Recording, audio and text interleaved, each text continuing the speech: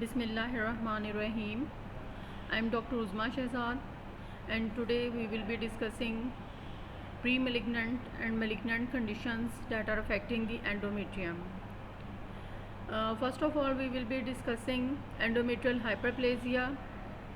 Endometrial hyperplasia is a pre-malignant condition which is affecting the endometrium of the uterus, and it is induced by prolonged and marked excess of estrogen relative to progestogens.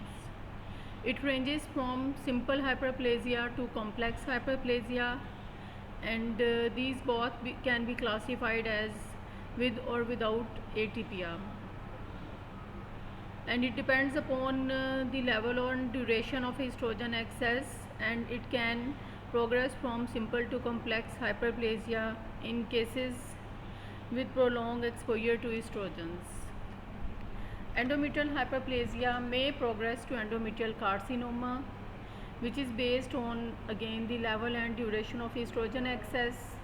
The risk depends upon the severity of hyperplastic changes associated with cellular atypia. Other potential factors that include the development of endometrial hyperplasia are anovulation, prolonged administration of estrogenic steroids without counterbalancing progestogens, polycystic ovarian disease, cortical stromal hyperplasia, and granulosa theca cell tumors which are producing excessive estrogens. Hyperplasia may vary from mild forms that mostly occurs in younger patients, and this mild form of hyperplasia usually regresses spontaneously or after treatment, and it can be occurring in a severe form which is mostly seen in the peri and postmenopausal women, and these have got a significant pre-malignant potential. Clinically, patients with endometrial hyperplasia, they present with abnormal uterine bleeding patterns, and which is not necessarily proportional to the histological change, and these hyperplasias, they are uncommon in asymptomatic women.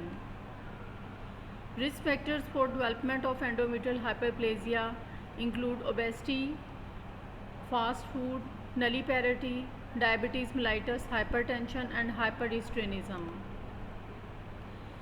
Endometrial hyperplasia, when seen through microscope, they show close to normal, and they can be thickening either in the entire mucosa or in the focal regions, and when focal, it may acquire a polypoidal aspect, and the mucosa appears pale pink on macroscopic examination, and when we are performing curettage, it will yield excessive amounts of tissue.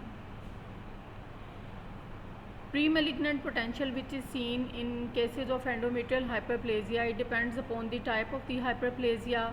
In simple hyperplasia, there is up to 1% risk of progression to malignancy, while complex hyperplasia has 3% risk of progression to malignancy, while atypia increases the risk in simple hyperplasia up to 8%, and in complex hyperplasia up to 29%.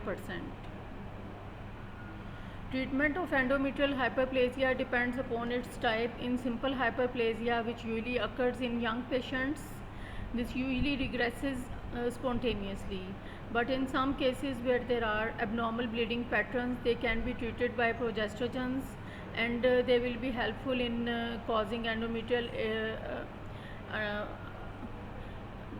they will be helpful in treatment of endometrial hyperplasia as well. While in cases of complex hyperplasia with atypia, they usually occur in the perimenopausal age, and they are associated with concomitant risk of endometrial cancer in 40% of the cases, and here we have to perform hysterectomy in cases where family is complete, and in cases where fertility is desired, high dose progestogen treatment can be given for a period of up to 6 months. The malignant condition which is affecting the endometrium is endometrial cancer, and this is usually arising from endometrial lining of the uterus. Most common female reproductive cancer, and mostly these malignancies, they are adenocarcinomas, Its incidence and prevalence is it's the fifth most common cancer worldwide and results from increased use of estrogens in menopausal women. Risk factors for development of endometrial cancer include prolonged years of reproductive life like early menarche and late menopause, use of infertility drugs, nulliparous ladies, and obesity, treatment with tamoxifen for breast cancer, estrogen replacement therapy after menopause, diets rich in high animal fat, and diabetes, age more than 40, Caucasian woman, family history of endometrial cancer or hereditary non-polyposis coli, personal history of breast or ovarian cancer, and prior radiation therapy for pelvic cancer. These are all risk factors that increase the risk of development of endometrial cancer in patients. The etiology of endometrial cancer again is a continuum of changes that occur in endometrial hyperplasia with increased estrogen exposure that is not opposed by progestogens, and its pathology is usually involving the endometrium and then spread to layers of the uterus, fallopian tubes, ovaries, and out to the peritoneal cavity, and distant metastases they usually occur via blood and lymphatic system. Patients with endometrial cancer they usually present with non-menstrual bleeding or discharge that usually occurs in the postmenopausal patients, and patients they are coming with heavy bleeding patterns and might be having dysuria, dyspareunia, and sometimes patients are coming with chronic pelvic pain or mass in pelvic area, weight loss and back pain. These are the vague symptoms that are associated with other symptoms of endometrial cancer. FIGO staging for carcinoma of the uterus. In the stage 1, the disease is confined to the uterine body with less than 50% invasion of the myometrium seen in stage 1A, and more than 50% of the invasion is seen in stage 1B. In stage 2, tumor is invading cervical stroma, local and regional spread occurs, while in stage 3, cirrhosis of the uterus is involved, and 3B invades the vagina and parametrium, and metastasis occurs to pelvic and para-aortic lymph nodes in stage 3C. In stage 4, there is invasion of the urinary bladder and bowel, and distant metastases they are involved in stage 4.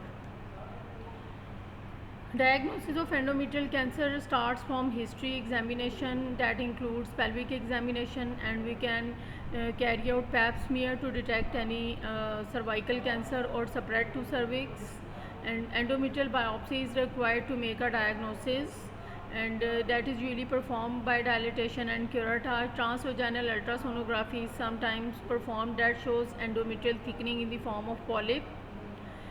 Treatment of endometrial cancer is mainstay of treatment is surgery that usually is performed in the form of total abdominal hysterectomy with bilateral salpingo-oophorectomy in these patients.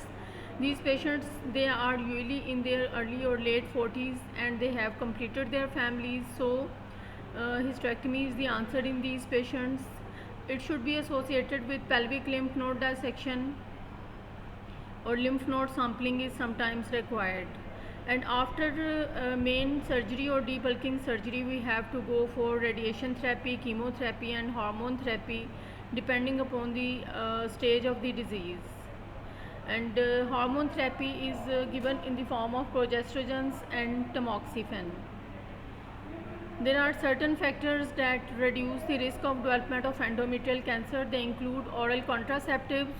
Combined oral contraceptive pills they reduce the risk up to 50%, but actual reduction seen is small because this cancer is uncommon in the young women of childbearing age who are using oral contraceptive pills.